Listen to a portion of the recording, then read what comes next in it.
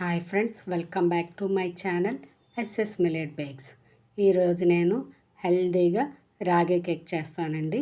సాధారణంగా కేక్ అంటే హెల్త్ కాదనుకుంటాం, కానీ ఈరోజు నేను మీకు హెల్తీగా, టేస్టీగా, సాఫ్ట్గా కేక్ ఎలా చేయాలో చూపిస్తాను.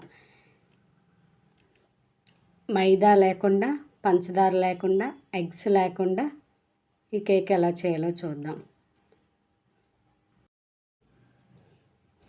పంచదారకు బదులుగా బెల్లం యూస్ చేస్తామండి.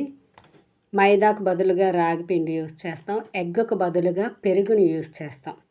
ఇలా చేస్తే ఎగ్ కేక్ లాగే ఎగ్లెస్ కేక్ కూడా అంతే స్ట్రక్చర్గా, అంతే స్మూత్గా, అంతే స్పాంజీగా వస్తుందండి.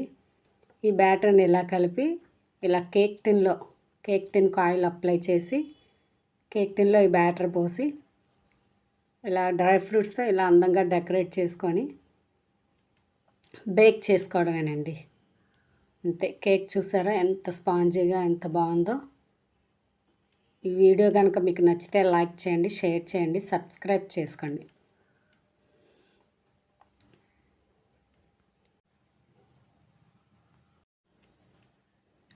ఓటీజీని 180 degrees వద్ద 10 నిమిషాల పాటు ప్రీహీట్ చేయండి.